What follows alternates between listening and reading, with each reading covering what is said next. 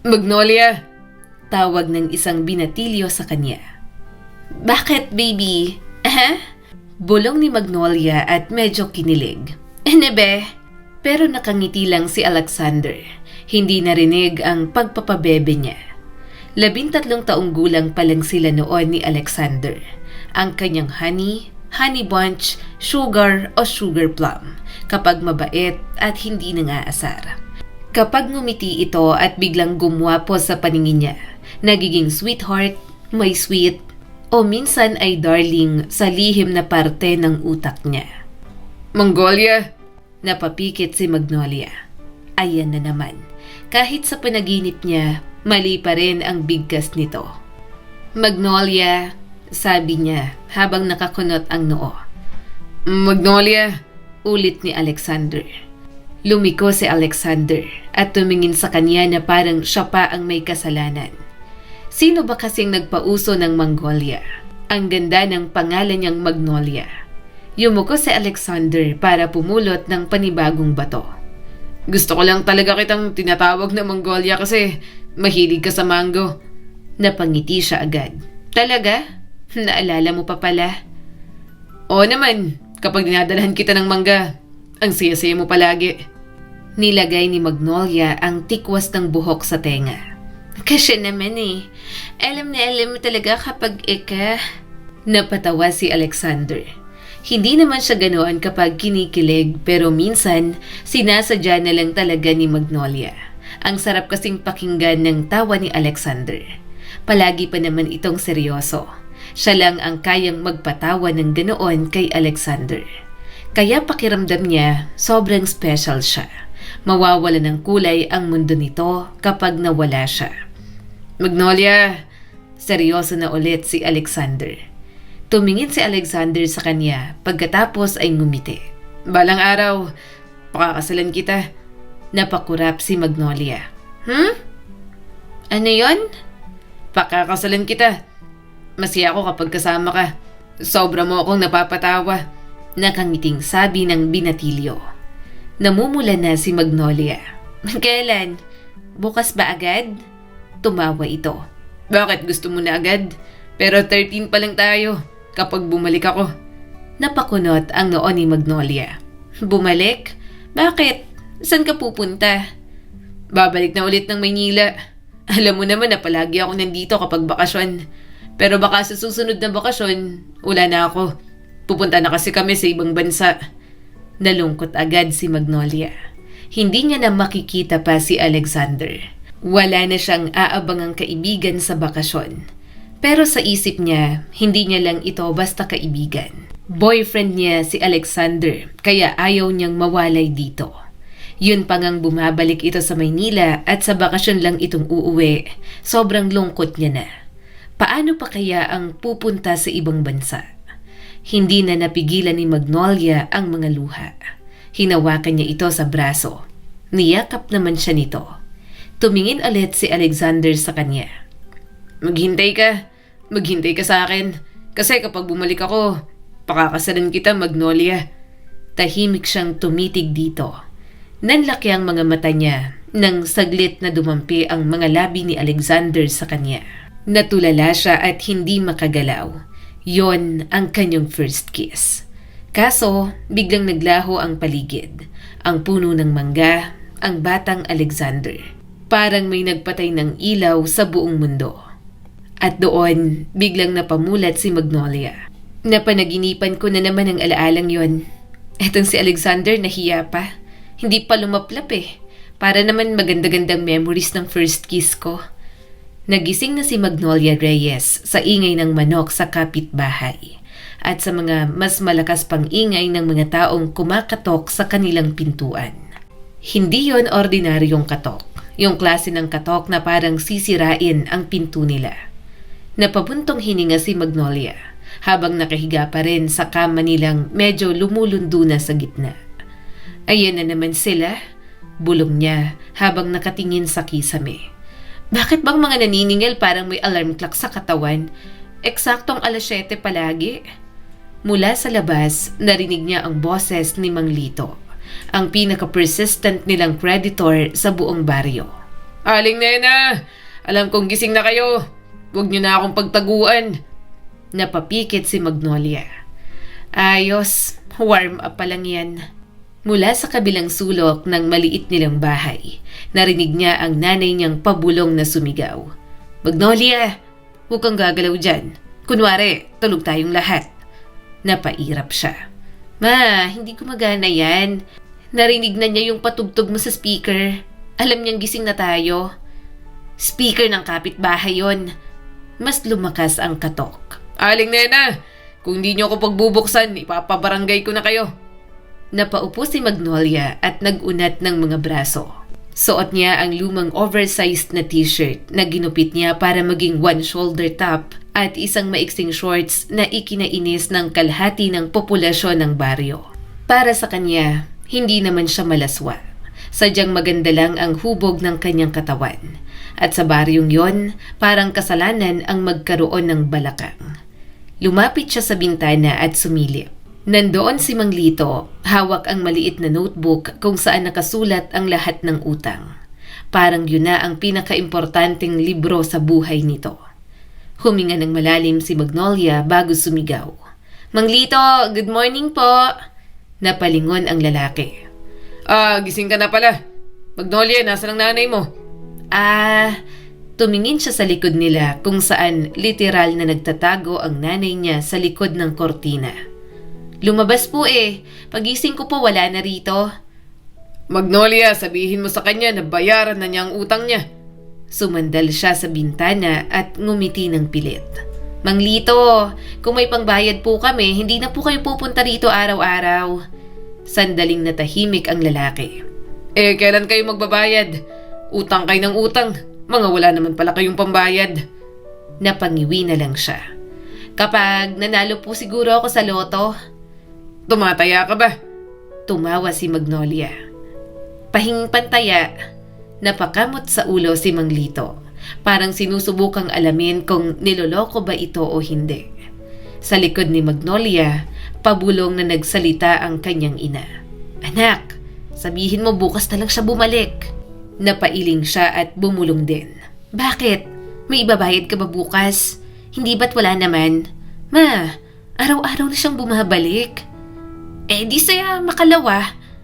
Huminga ng malalim si Magnolia bago muling sumigaw. Mang Lito, pwede po bang saka na lang kayo bumalik? Kakagising lang po namin at wala pa pong perang bahay namin ngayon. Magnolia, kahit kailan naman wala kayong pera. Natawa na lang siya. Consistency po ang tawag doon, Mang Lito. Mula nun hanggang ngayon, wala pa ring datong. Saglit na natahimik ang lalaki bago napabuntong hininga. Sige, babalik ako bukas. Pasalamat ka't maganda ka. Gumaganda ang mood ko kapag nakikita kita. Ngumiti lang si Magnolia. Simula bata pa, siya palagi ang pinapaharap sa mga naniningil. Cute siya noong bata. Nang lumaki, mas lalong maganda. Mahirap sila pero kung pagandahan ng laban sa kanilang baryo, alam niyang siya ang pinakamaganda. Nang umalis na ito, isinara ni Magnolia ang bintana at lumingon sa kanyang ina. Ayan, bukas na raw siya babalik. Parang bagong buhay ang nanay niya. Ay, nako salamat. Ano na bang gagawin natin, Magnolia? Ang dami na nating utang. Sumandal si Magnolia sa dingding at ngumiti ng bahagya. Hindi ko rin po alam Marami silang utang simula nang mamatay ang kanyang ama.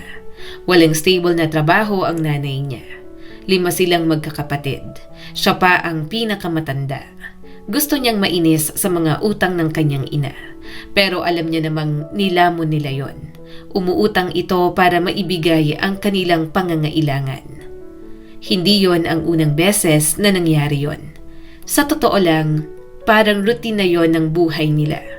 Mga naniningil, mga chismosa, at mga taong nagbubulong-bulungan kapag dumadaan siya. Pabili po ng kape, saad ni Magnolia. Yung Greatest White 3-in-1. Sa gilid, may naririnig pa siyang mga ale na nagchichismisan. Yan na naman ang anak ni Nena. Maganda pero wala namang pera. Ganun pang manamit, ang laswa. Mas hinawi ni Magnolia ang mahaba niyang buhok. Mas ibinaba ang damit at itinaas ang shorts. Wala siyang pakialam sa mga ito. Bibigyan niya pa ng chismis. Kawawa naman at baka mangayayat. Vitamin pa naman ng mga chismosa ang chismis. Kita ng singit, wala talagang delikadesa.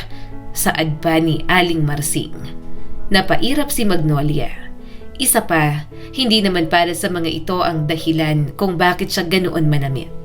Hindi naman sobrang laswa ng kanyang pananamit. Uso ngayon sa Maynila. Nagdadamit siya ng ganoon para bumagay sa lalaking gusto niya. At kung may alam siyang isang bagay tungkol kay Alexander Valerio, yon ay marahil type nito ang mga babaeng hindi conservative sa syudad. Napangiti siya nang maalala ang batang lalaki na huling nakita niya 7 taon na ang nakalipas.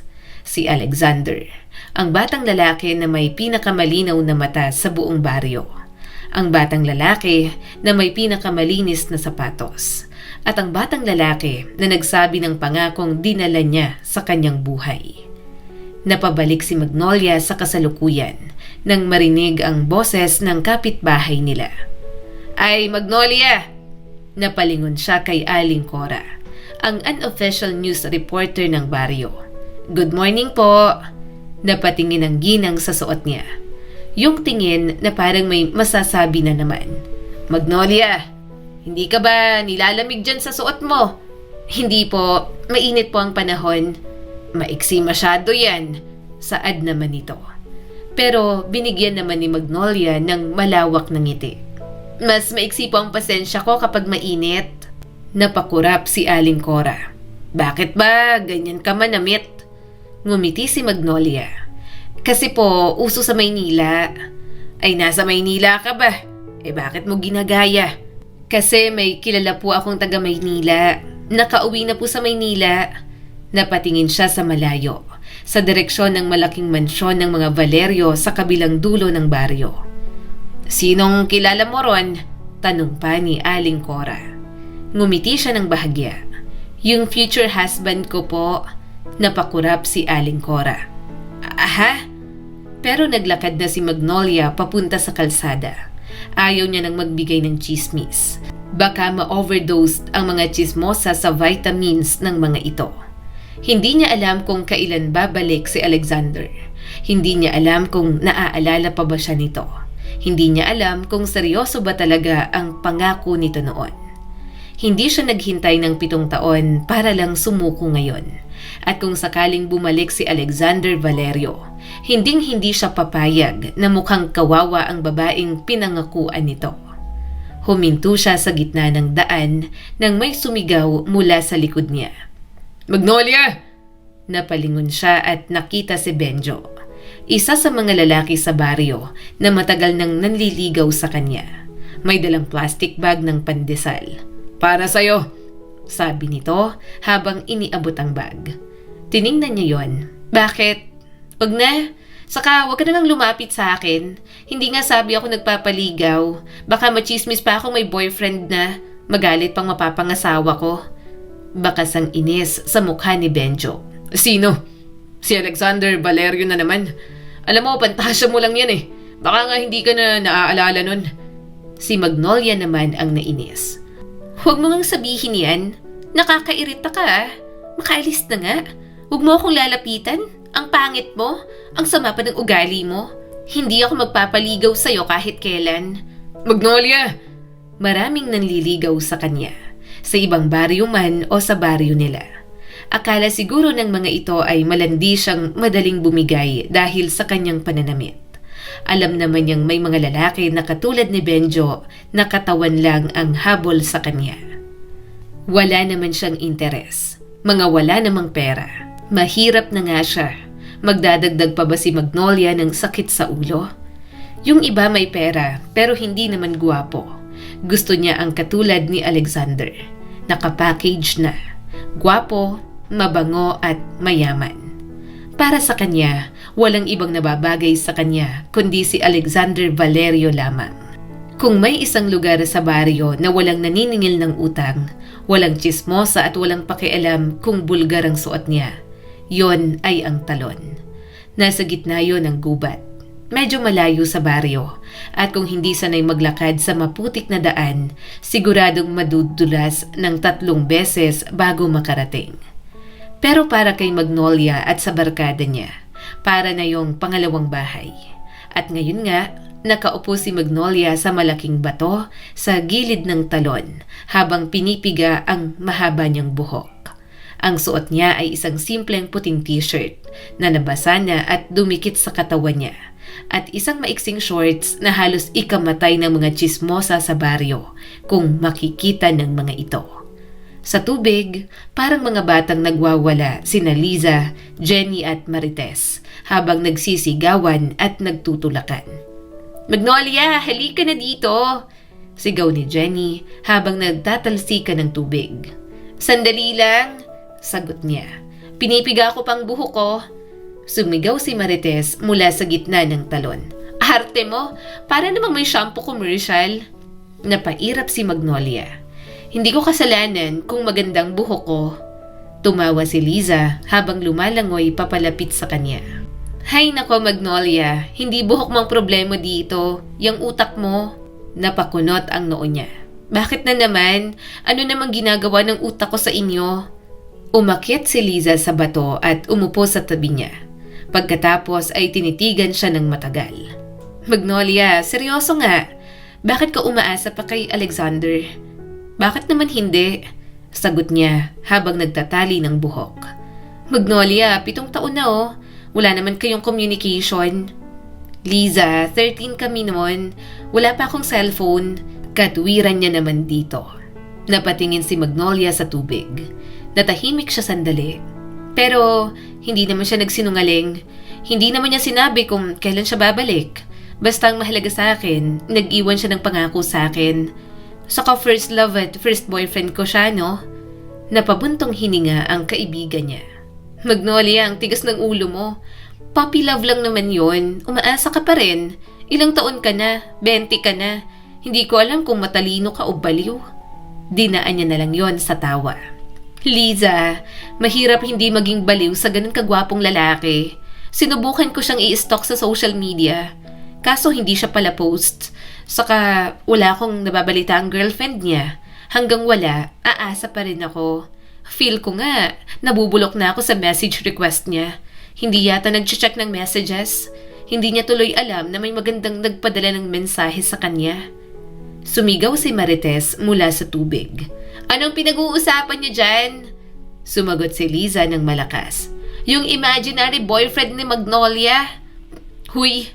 sigaw ni Magnolia. "Mapapangasawa ko yon." Tumawa si Jenny. "Fiancé pa nga. Imaginary fiancé." Napailing si Magnolia habang tumatawa rin. "Mga inggitera lang kasi kayo."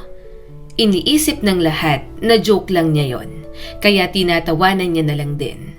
Pero may bahagi talaga sa puso niya na naniniwala sa pangakong iniwan ni Alexander sa kanya. Lumangoy si Jenny papunta sa bato at sumandal doon. "Magnolia, seryoso ha? Hindi ka ba natatakot na baka nakalimutan ka na nun? Baka nga hindi na bumalik yun dito?" Tahimik ulit si Magnolia. Pero sa pagkakataong yon, napangiti siya. "Hindi, dahil hindi niya ako makakalimutan. Saka kung hindi na siya bumalik, okay na rin. Siguro parang way ko na lang talaga si Alexander sa buhay ko para hindi na lang basta pumasok sa relasyon sa mga lalaki dito.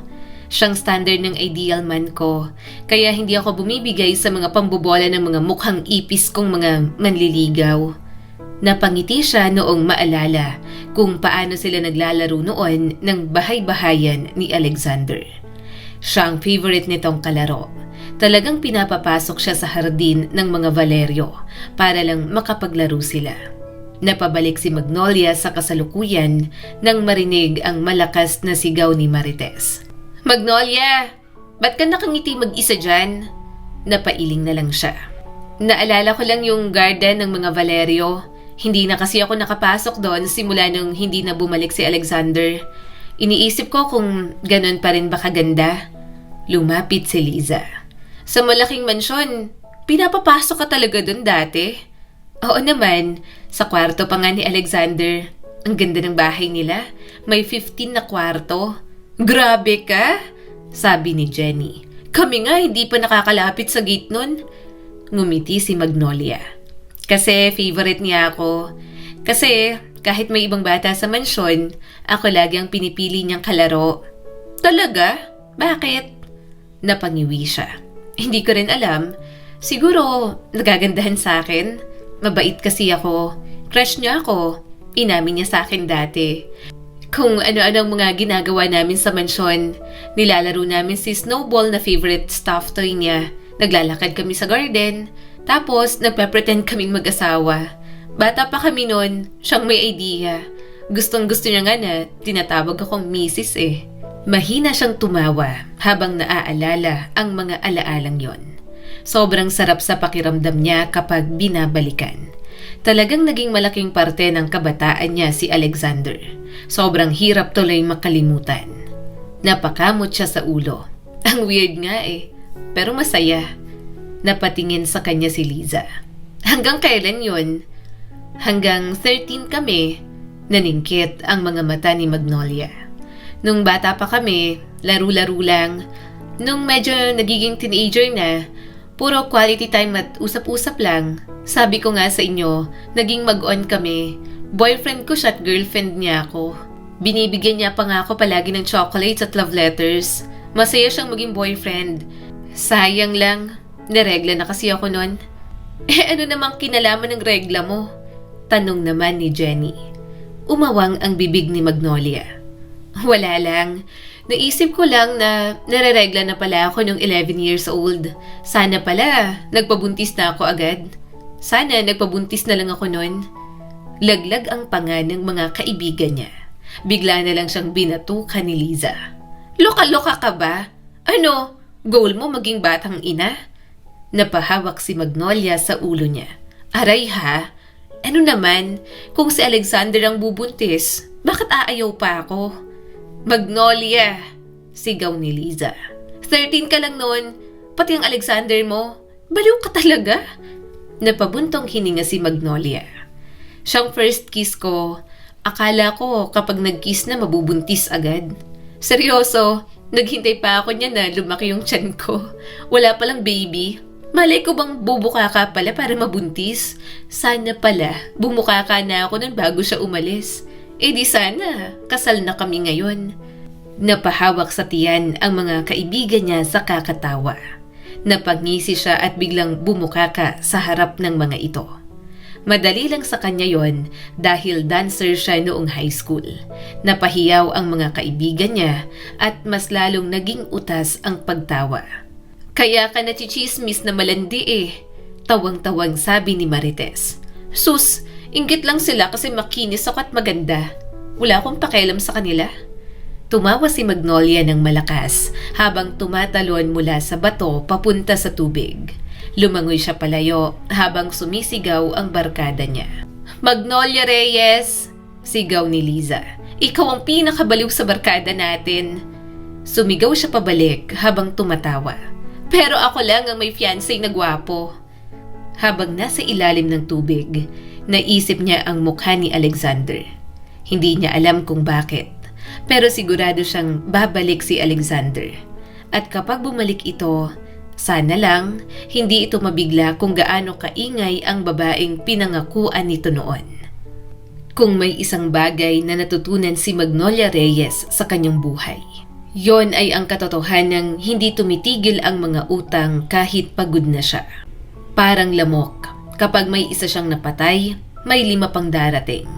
Lumipas pa ang 3 taon at ngayon nakatayo si Magnolia sa likod ng counter ng isang maliit na grocery store sa bayan.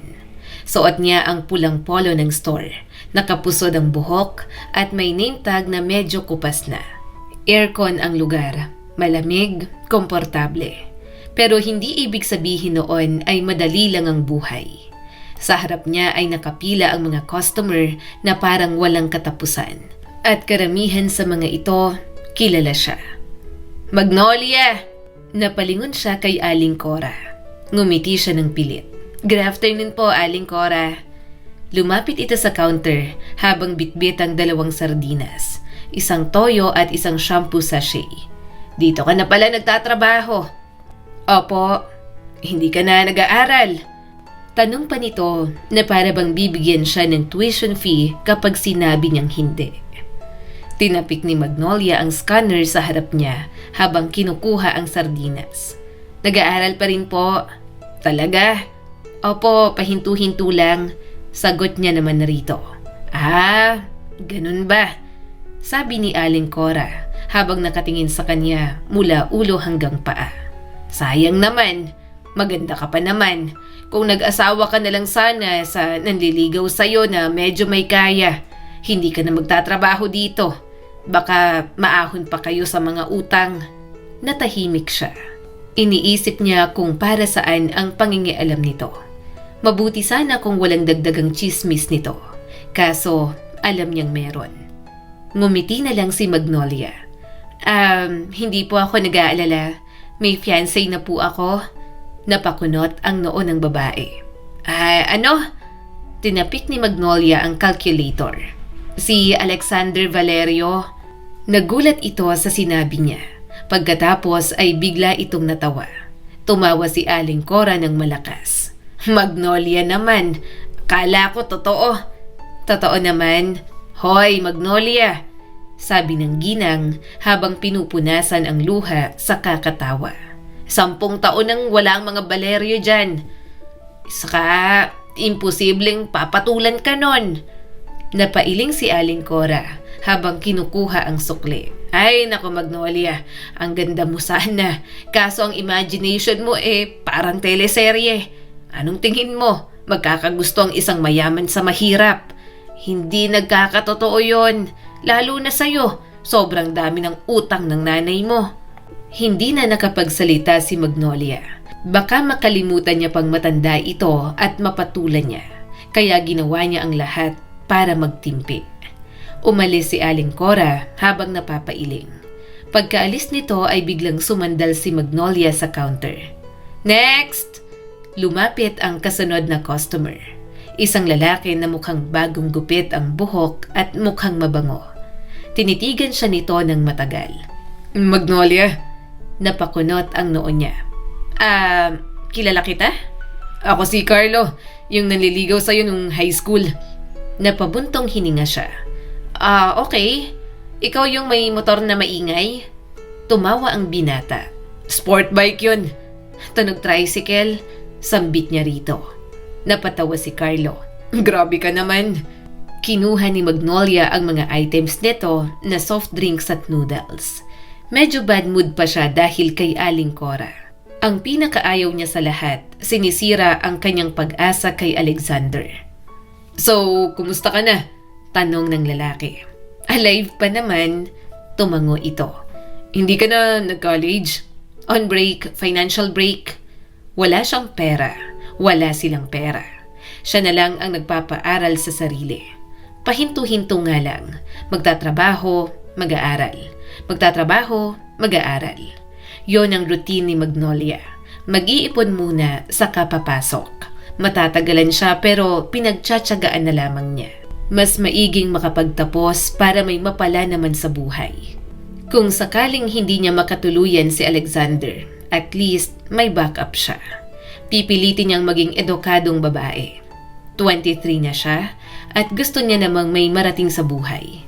Ayaw niyang mabilanggulang sa bahay habang buhay dahil sa pagtulong sa pamilya. Kailangan niyang makatapos ng pag-aaral para mapag-aral din ang dalawang kapatid. Kapag ang mga ito naman ang nakatapos, ang mga ito naman ang tutulong. Napakamot si Carlo sa ulo. Magnolia, ang ganda mo pa rin. Hindi po requirement ng cashier na pangit. Pwede ba kitang ilibre ng dinner minsan? Napailing si Magnolia habang iniis ka ng noodles. Carlo, may fiancé na kasi ako. Kilala mo si Alexander Valerio? Yon, siya ang mapapangasawa ko.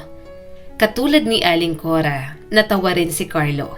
Magnolia, akala ko joke lang yun dati kasi gusto mong mangtaboy ng mga manliligaw mo. Nasa malayong lugar na yon. Hindi ka na naaalala nun. Baka nga hindi na bumalik. Hindi na siya sumagot. Padabog niyang inaabot ang sukli nito. Thank you. Agad namang kinabahan si Carlo. Mukhang naiintindihan na agad ang kanyang mood. Hindi naman mabilis uminit ang kanyang ulo. Pagod lang talaga si Magnolia. Kaya hangad niyang huwag nang dumagdag pa ang ibang tao. Sa pantasyang yun na nga lang siya sumasaya, kukunin pa sa kanya. May mga balita sa baryo na mabilis kumalat. Halimbawa, kapag may nakitang ahas sa bukid, kapag may bagong kabit ang kapitan, at syempre, kapag may Valerio na babalik. Ng araw na yon, normal lang ang lahat sa grocery. Normal na pila, normal na pagod, normal na ingay ng scanner. Nakatayo si Magnolia sa counter habang ini-scan ang isang kahon ng gatas. Sa harap niya ay si Nico, ang bagger na hindi kayang tumahimik ng higit 5 minuto. "Magsara na lang kaya yung bibig mo," sabi ni Magnolia habang nagtatype sa cashier machine. "Naririndi na ako sa'yo." Tumawa ito. Kahit may balita akong maganda. "Kung tungkol yan sa artista na naghiwalay na naman, wala akong pakialam." Bading si Nico na naging kaibigan niya na. Matagal niya na itong kilala pero hindi naman close. Nang naging magkatrabaho, doon pa lang sila naging malapit. Humalakhak ulit si Nico. Babalik na raw si Alexander Valerio. Parang biglang nag-pause ang mundo ni Magnolia. Napatingin siya sa scanner. Nascan na pala niya ang isang item ng 3 beses. "Miss," sabi ng customer, 3 beses mo nang nascan yan." Napakurap siya. "Ay, sorry po." Binura niya ang 2 sobra habang pilit na pinapakalma ang puso niya. "Kalma lang, kalma." Huminga siya ng malalim pagkatapos suklian ng customer. Bumaling ulit siya kay Nico. "Anong sabi mo?" Ngumiti ang bading na parang kontrabida sa teleserye. Babalik na daw si Alexander Valerio. "Sigurado ka? Saan mo narinig?" Tanong ni Magnolia. "Sa nanay ko na caretaker dun sa bahay.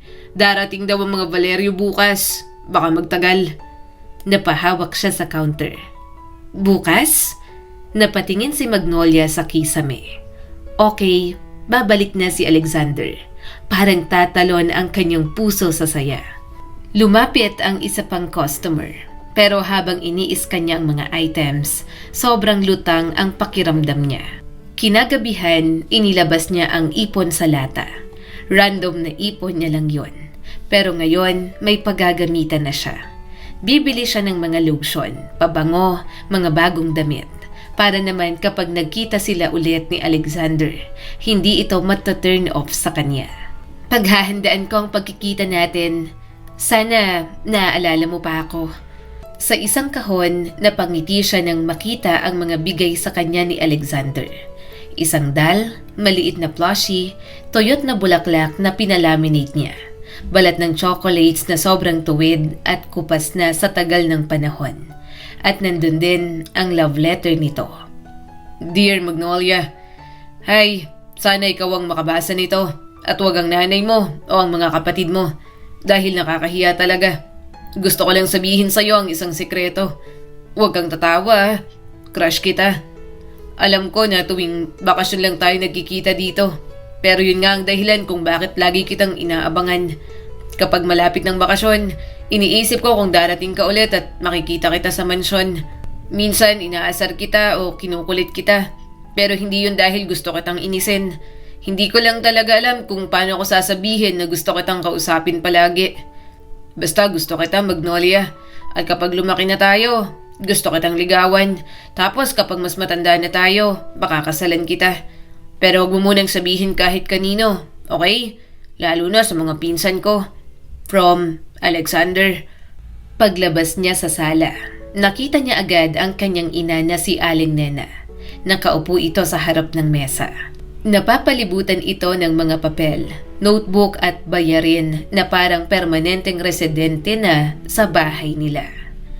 Pagtingin pa lang sa kanya ng kanyang ina, alam na ni Magnolia na may paparating na usapan. "Nabalitaan mo na ba?" Tanong ni Aling Nena habang nakatingin sa kanya ng diretso. "Babalik na raw ang mga Valerio dito. At huwag mong sabihin hindi mo pa naririnig yon dahil buong baryo yata yun na ang pinag-uusapan simula kahapon. Kaya tanungin na rin kita ng diretso. Umaasa ka pa rin ba dun sa Alexander na yon? Huminto si Magnolia sa kalagitnaan ng hakbang. Sa loob-loob niya, may maliit na parte ng dibdib niya na parang biglang nagkaroon ng sariling lindol. Ayaw niya nang ipaliwanag pa. Ayaw niyang ipagtanggol ang sarili niya sa isang bagay na matagal nang alam ng buong baryo nila. Alam naman ng lahat kung gaano siya kapatay na patay kay Alexander noon. Alam na alam din yon ng kanyang ina. Magnolia, ulit ni Aling Nena habang nakatingin sa kanya na parang naghihintay ng sagot. Huwag kang tatahimik dyan na parang may pinaplano kang drama. Matagal na kitang kilala. At kung iniisip mo pa rin na babalik yun dito at aalalahanin ka pagkatapos ng lahat, gumising ka na. Ilang taon na yun? Huminga si Magnolia ng malalim. Ma, aga-aga naman ang ganitong topic? Napailing si Aling Nena. Sinasabihan lang kita. 23 ka na at hindi ka na bata. Sa edad mo, dapat iniisip mo na kung anong direksyon ng buhay. Hindi yung umaasa ka pa rin sa pangako ng isang batang lalaki na ginawa niya noong 13 pa lang kayo. Sa isip ni Magnolia, gusto niyang sabihin na oo. Alam niya na yon. Alam na alam niya. Pero iba ang alam sa tanggap. Baka hindi ka na nga naaalala nun. Dagdag pa ng kanyang ina habang nakatingin sa kanya. Dahil matagal na siyang wala dito. At malamang ay iba na ang mundo niya ngayon kumpara sa mundong kinalakihan ninyo dito. Napangiti si Magnolia ng malungkot. Grabe naman ma, parang amnesia agad ang diagnosis mo kay Alexander. Hindi pa nga siya dumarating. Sinasabi ko lang ang katotohanan sa'yo, sagot ni Aling Nena. Ayokong mapahiya ka, lalo na alam ng mga tao rito na nangangarap ka ng isang Valerio.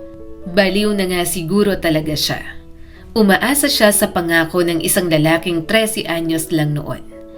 Pero anong gagawin niya sa damdaming iisa lang ang minamahal? Anong magagawa niya kung umusbong ang kanyang paghanga? Pero bakit nga ba siya umaasa? Siguro dahil para kay Magnolia, si Alexander ang kahulugan ng payapang buhay. Ito ang iniisip niya kahit sa panaginip na prinsipeng magliligtas sa kanya. Nahihirapan siya sa buhay at pakiramdam niya magiging okay ang lahat kapag nasa tabi niya ito. Tingnan mo nga ang sarili mo, sabi pa ng kanyang ina habang nakatingin sa kanya ng seryoso. Pwede ka nang mag-asawa kung gugustuhin mo. Bakit hindi mo na lang sagutin si Paulo? Ayun na nga. Ang pambansang sponsor ng family discussions nila. Walang iba kundi si Pablo. Sa isip ni Magnolia, kung may award para sa persistence sa panliligaw, malamang ay may monumento na si Pablo sa plaza ng baryo. Ma, ilang beses na ba natin tong napag-uusapan? At ilang beses ko na bang sinabi sa'yo na hindi ko siya gusto? Paalala niya rito. Okay naman si Pablo, sagot ni Aling Nena habang nakataas ang kilay. May kaya ang pamilya niya, may negosyo, may lupa at higit sa lahat ay seryoso sa'yo. Umiling siya. Ma, hindi ko naman siya mahal. Hindi rin naman puro puso ang magbabayad ng utang, sagot ng kanyang ina. Kapag pinakasalan mo siya, babayaran niya ang utang natin. Sa isip ni Magnolia, parang may maliit na kutsilyo na sumusundot sa dibdib niya. Pero syempre, si Magnolia siya. Mas mauuna ang humor bago ang malalang breakdown. Mama, ayoko ron. Huwag na po ninyo akong pilitin. Kapag inuulit lang nyo sa akin, pakiramdam ko, binibenta nyo na lang ako para mawala ang problema ninyo. Ayoko kay Pablo. Bastos po siya. Babaero at may anak na sa dati niyang ka-live-in partner. Mapanghusga na po ako, pero hindi po ninyo ako mapipilit sa taong ayoko. Hindi sumagot si Aling Nena. Pinili na lang ni Magnolia na tumawa. Kasi minsan, mas madaling gawing biro ang sakit kaysa aminin na masakit talaga. Hindi niya matanggap na pinipilit siya sa lalaking ayaw niya naman. Mahal naman niya ito, pero habang tumatagal, nadidismaya na lang talaga siya. Nahihibang ang nanay niya, kaya pakiramdam niya, nahihibang na rin siyang gustuhin ni Alexander. Para naman matapos na at huwag na lang siyang ipilit sa iba. Nawala na siya ng pag-asa kay Alexander Valerio noon. Pero ngayong nabalitaan niya ang pagbabalik nito, aasa na ulit siya. Dahil naniniwala si Magnolia na sila talaga ang nakatadhana para sa isa't isa. Dahil sa pagdating ng mga Valerio, nagkaroon ng welcome party na imbitado ang lahat. Kahit naman mayaman ang mga ito, kapag nasa baryo, humble talaga ang mga ito. Kaya nga gustong-gusto ng mga tao sa kanila. At ngayong gabi, maraming tao sa mansyon ng mga Valerio. Nandoon na si Magnolia. Suot niya ang pulang dress na binili niya. 3 beses siyang naglotion, 2 beses nagpabango, at 5 beses nagpractice ng ngiti sa salamin na parang kandidata sa Miss Universe. Sa tabi niya ay ang kanyang nanay na si Aling Nena, na halatang mas interesado sa pagkain kaysa sa kanya. "Magnolia!" Bulong ng nanay niya habang nakasilip sa catering tables. "Sigurado bang libre ang pagkain dito? Ha? Kung hindi ay uuwi na lang tayo at magluluto ako ng noodles. Baka mamaya mapahiya pa tayo kung sisingilin tayo sa bawat subo ng lechon na kukunin natin ng mga kapatid mo." Napailing si Magnolia habang inaayos ang buhok niya. Man naman, kaya nga nag-imbita. Para raw sa lahat ng mga pagkain yan. Kumain lang kayo dyan. Napabuntong hininga si Magnolia bago muling tumingin sa malaking veranda ng mansyon. Naroon ang pamilya Valerio at naroon si Alexander. Matangkad, nakaitim na polo, mas gwapo pa ito kaysa sa naaalala niya. Mas seryoso at parang mas malayo. Lumapit na lang siya sa kanyang mga kaibigan. Hinayaan niya naroon ang kanyang ina at mga kapatid na abala sa pagkain. Tumingin si Magnolia kay Nico. "Ayos ba ako tingnan?" Tinitigan siya ng kaibigan niya mula ulo hanggang paa bago ngumiti. Ang ganda mo naman palagi, Mare. Kung hindi ka mapansin ng lalaking yun ngayong gabi, kailangan na niyang magpatingin sa ophthalmologist. Imposibleng hindi ka mapansin sa itsura mong yan. Napatawa si Magnolia. Oo na at nachichismis siyang malandi, pero hindi naman nga talaga maikakaila. Siya ang pinakamaganda sa baryo nila, kaya nga marami ang nanliligaw sa kanya. Hinawakan siya ni Liza sa braso. "Pero Magnolia, huwag kang masyadong umasa. Baka mamaya'y mapahiya ka lang. Alam mo naman yung mga Valerio, down to earth sila, pero alam mo pa rin na mas mataas ang level nila sa atin." Umiling si Magnolia habang minamata si Alexander na nakikipagtawanan sa mga pinsan nito. "Kung may Olympic sport ang Pag-asa, matagal na akong may gold medal. Kaya wag mo na akong pigilan dahil late na para doon." Kaso, bahagya siyang natigilan kung sino ang tumabi kay Alexander. May nakita siyang isang babae na maganda. Eleganteng tingnan kahit simpleng dress lang ang suot. Mukhang galing sa magazine. Mukhang hindi kailanman pumila sa catering sa buong buhay nito. Napalunok si Magnolia. Sino kaya yon? Mukhang walking skincare advertisement sa tabi ng future husband ko. Girlfriend kaya? Tanong ni Nico. Bahagyang nanikip ang dibdib niya roon. Hindi ko alam. Nico, tumahimik ka nga. Concerned friend lang naman. Baka mamaya may girlfriend na pala. Paano mo lalandiin? Huminga ng malalim si Magnolia bago tumuwid ang balikat niya. Pupuntahan ko siya. 10 taon ko siyang hinintay. Hindi ako uuro ngayon dahil lang may magandang babae sa tabi niya. Bahala na kung ano ang mangyari. Gusto niyang malaman kung naaalala pa siya nito. Gusto niyang malaman kung katulad noon, mahalaga pa rin ba siya kay Alexander. Alam niyang kahibangan ang maniwala sa batang pangako. Pero sino bang hindi manghihinayang sa isang Alexander Valerio? Parang ito ang lalaking pinapangarap ng lahat. At isa si Magnolia sa mga babaeng nangangarap dito. Napanganga si Nico. Grabe ka talaga. Pero sige, support na lang kita. Kung mapahiya ka, sasamahan kitang kumain ng lechon. Naglakad si Magnolia papunta sa veranda. Pakiramdam niya, Parang tumitibok ang puso niya hanggang sa tenga. Paglapit niya sa harap ni Alexander, napalingon ito. Nagtagpo ang mga mata nila. Sobrang lakas ng tibok ng kanyang puso. Ngumiti si Magnolia. Yung ngiti na 10 taon niyang inipon sa utak niya habang iniisip kung paano yon mangyayari. Alexander, sabi niya habang medyo nanginginig ang boses. Tumaas ang mga kilay nito. Hi, Alexander. Hindi ko alam kung naalala mo pa ako, pero ako si Magnolia, kababata mo. Tahimik si Alexander habang nakatingin sa kanya. Parang nag-iisip. Parang naghahanap sa memorya. Sumingit ang pinsan nitong si Brandon. Yeah, I know you. Ikaw yung batang palaging pumupunta rito. Dude, Alexander, naalala mo ba? Tumango agad si Magnolia. Oo, ako nga. Ngumiti ng magalang si Alexander. I'm really sorry. But, do we know each other? Pasensya na. Makakalimutin kasi ako. Parang may malamig na tubig na ibinuhos sa ulo ni Magnolia. Mukhang hindi na siya naaalala. Lahat ng pag-asa at pangarap niya biglang nabasag sa mga salitang yon. May ibang taga-baryo na nakarinig. Panay ang tingin sa kanya. Siguradong laman na naman siya ng usapan. Pero si Magnolia siya. Hindi siya agad iiyak. Hindi siya pwedeng umiyak sa mababaw na pangakong pinaniwalaan niya noon. Kaya ngumiti siya ulit. Magnolia, casual niya na lang na sinabi. Kababata mo, si Brandon kilala niya ako. Tama siya, palagi nga ako narito sa mansyon ninyo kasi gusto mo akong kalaro. Ngumiti si Alexander. Yes, naalala ko na. You're Magnolia. Naalala naman pala siya. Pero hindi siya masaya kasi pakiramdam niya parang isang alaala lang siyang lumipas para rito. Samantalang para kay Magnolia, malalim ang kanilang pinagsamahan. Sa tabi ng binata ay nagsalita ang babae. Alexander, who is she? Sumagot si Alexander habang nakatingin pa rin kay Magnolia. Kababata ako raw.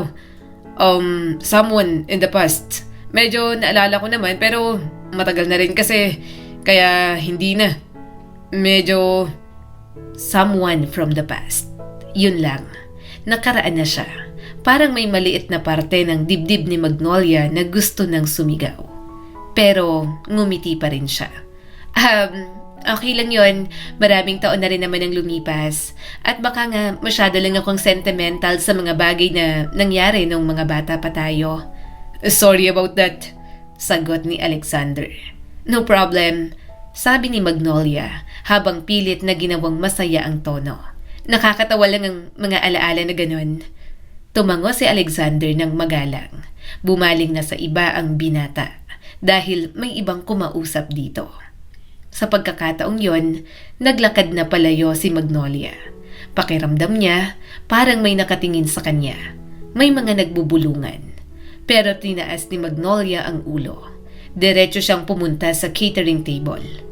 Kumuha ng plato at naglagay ng maraming kanin, maraming lechon, maraming chicken. Nag-diet siya ng ilang linggo. Halos hindi kumain para hindi tumaba at paghahanda sa pagkikita nila ni Alexander. Kaya ngayon, babawi siya sa kain. Magsasharon pa siya.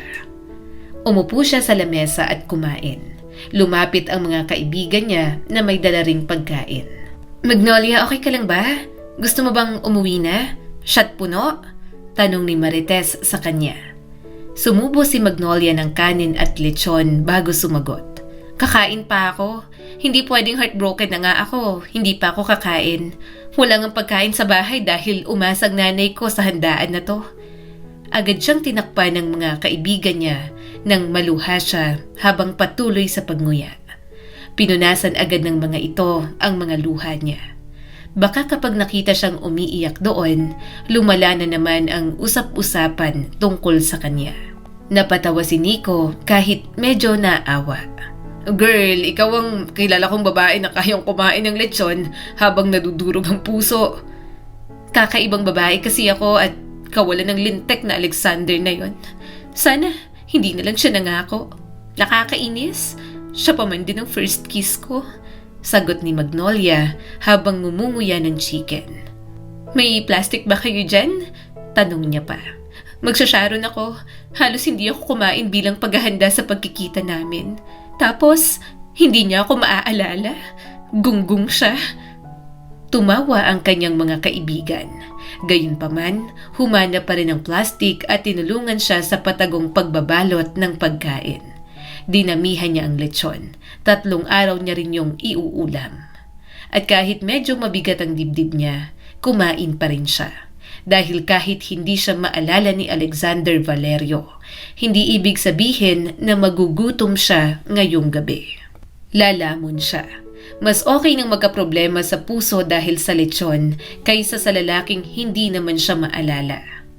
Kinabukasan, kung may isang bagay na kayang gawin ng baryo ng mas mabilis kaysa sa kidlat, yon ay ang magpakalat ng chismis na parang may sariling loudspeaker. Naglalakad si Magnolia papunta sa palengke nang mapansin niyang parang may invisible spotlight na nakatutok sa kanya. Lahat ng taong nadadaanan niya ay napapalingon. Yung iba nagbubulungan, yung iba nakangisi. Yung iba halatang gustong magsalita pero pinipigilan lang dahil baka marinig niya. Pero si Magnolia na naglalakad pa rin na parang runway model sa gitna ng kahihiyan. Ay, Magnolia, sabi ni Aling Cora habang nakataas ang kilay. Kamusta ka naman, iha? Narinig ko kagabi na parang may nangyaring medyo awkward na bagay doon sa handaan ng mga Valerio. Ngumiti si Magnolia nang parang wala lang. Good morning po, Aling Cora. At kung tungkol sa awkward moments ang pag-uusapan natin, sigurado akong marami rin kayong karanasan dyan. Ilang beses ko na nga kayong nakitang nadadapa sa kalsada habang nagmamadali sa chismis. Nakikita niya yun minsan, pero sinasadya niyang hindi tulungan. Ang tawag doon ni Magnolia, cause of delay para hindi dumating ang chismis sa ibang tao. Will na ni Lord para tumigil na ang pagpapalaganap ng usapan. Napakurap si Aling Cora. Ang sabi kasi nila, hindi ka raw nakilala ni Alexander. Nako, huminga ng malalim si Magnolia bago sumagot. Kaya nga po eh, kayo ho ba kilala? Napanganga si Aling Cora. Ang pilosopo mo naman, ayaw mo pang aminin na napahiya ka. Ang tagal mo ring sinasabi sa mga tao na babalik siya at pakakasalan ka. Bahagya siyang natawa. Alam niya namang kasalanan niya yon, pero hindi niya talaga alam ang point kung bakit nangingialam ang mga tao sa kanyang buhay. Ngumiti si Magnolia ng matamis pero nang iinis. Hindi ko naman po sinabi kung kailan. Bakit aakitin mo? Mukhang may nobya na ah. Napailing na lang si Magnolia. Wala po akong sinabing ganyan. Pero kahit wala siyang sinabi, alam niyang ganoon ang magiging interpretation ng ginang. Siguradong ang bagong chismis sa kanya, aakitin niya si Alexander at magiging mga agaw siya. At wala nang pakialam si Magnolia. Kahit wala naman siyang ginagawang masama, masama pa rin ang tingin ng mga tao sa kanya. Siya na ang mga agaw, malandi, wild, mukhang pokpok, dukha, mukhang pera, at kung ano-ano pa. Iniisip niya na lang na insecure ang mga taong pilit siyang ibinababa at hinuhusgahan. Pag-uwi niya sa bahay, agad niyang naramdaman ang tensyon sa loob. Nasa mesa si Aling Nena at halatang naghihintay. Umupo ka, sabi ng kanyang ina habang seryoso ang mukha nito. Napabuntong hininga si Magnolia bago umupo sa harap. Ano na naman ba yon? Magnolia, sabi ni Aling Nena habang nakatitig sa kanya. Napahiya ka kagabi. Pinagtatawanan ka ngayon ng buong baryo. Hindi naman bago yon dahil simula bata ako, may fan club na talaga ako ng mga chismosa. Napailing ang kanyang ina. Magnolia, hanggang kailan ka ba mangangarap ng ganon? Malinaw naman na hindi ka na naaalala ni Alexander at mukhang wala siyang balak na alalahanin ka. Tahimik lang si Magnolia. Naririndi na siya sa sermon. Alam na naman niya yon. Gising na siya simula kagabi. Hindi na kailangan ipaalala ng paulit-ulit. Lumapit ang kanyang ina. Anak, tama ng kahihiyan na yan at pakinggan mo na ako. May isang tao na handang pakasalan ka. Napapikit si Magnolia. Ma, huwag mo namang sabihin ng pangalan. Pablo. Napairap siya. Sinabi pa talaga, Mama, ayoko nga ron. Nanlaki ang mga mata nito. Magnolia, seryoso ko. Si Pablo ay may negosyo, may lupa, may pera. At higit sa lahat, gusto ka niya kahit alam niyang puro utang ang pamilya natin. Huminga ng malalim si Magnolia bago sumagot. Ma, ilang beses na ba nating napag-usapan to? Ayoko kay Pablo. Kayo na lang ang magpakasal. Kung ako nga lang ang gusto, di ba? Oo na, Magnolia, oo na. Impokrita ka rin pala dahil sinasabi mong ayaw mo kay Pablo. Pero gusto mo si Alexander na mayaman din. Kung tutuusin, pareho lang naman sila. May pera silang pareho. Kaya wag mong sabihin sa akin na hindi pera ang dahilan kung bakit mo gusto ang isang Valerio. Natulala na lang si Magnolia. Ayaw niyang pakinggan yon. Hindi naman siya mukhang pera. Oo at bonus na mayaman si Alexander. Pero nagustuhan niya ang binata dahil may malalim silang pinagsamahan. Dito niya ibinuhos ang damdamin ng ilang taon. Tumawa siya ng mahina. Ma, kung pera lang ang gusto ko, matagal na akong nagpakasal kay Pablo. Eh bakit hindi mo gawin? Dahil hindi ko nga siya mahal, Mama. Giit niya rito. At si Alexander mahal ko. Oo, alam niyo naman yun, Mama, oo na. Patay na patay ako sa kanya. Baliw na baliw. Siyang laman ng mga pantasya ko.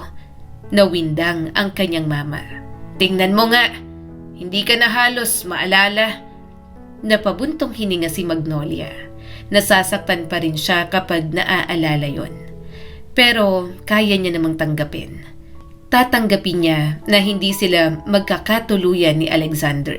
Subalit hindi niya kayang tanggapin na si Pablo ang maging asawa niya. Tumayo na si Magnolia.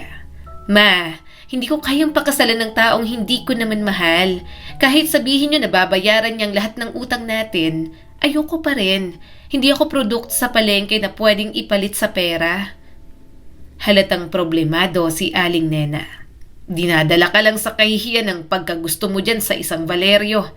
Kung pakakasalan mo si Pablo, titigil ng mga usap-usapan sa'yo. Saka anak, paano ang mga utang natin? Ako ang magbabayad, bulalas ni Magnolia. Kaya nga nag-aaral ako, magsisikap ako, kaunting hintay lang, gumagawa na nga ako ng paraan, Mama. Kahit hindi ko naman responsibilidad ang lahat ng to. Natahimik ang kanyang ina at bahagyang na-guilty. Nagpatuloy pa siya. At kung kahihiyan ang problema nyo dahil napahiya ako sa harap ng mga tao, huwag kayong mag-alala dahil mas madali kong dalhin ang kahihiyan kaysa magising araw-araw sa tabi ng lalaking hindi ko naman gusto. Mataman niya itong tiningnan. Mag-aaral ako ng mabuti at maghahanap ako ng mas magandang trabaho. Hindi na ako aasa na makakapag-asawa ko ng mayaman. Magpapakahirap ako. Napailing ang kanyang ina.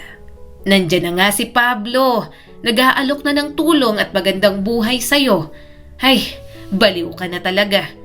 Ngumiti si Magnolia. Manhalang po sa inyo. At kahit masakit ang nangyari kagabi, naglakad siya palabas ng bahay na nakataas ang ulo. Kung may isang bagay na hindi kayang sirain ng tsismis ng baryo, yon ay ang kapal ng mukha ni Magnolia Reyes. Isang hapon, kalalabas niya lang galing trabaho. Hindi siya makauwi dahil sa lakas ng ulan.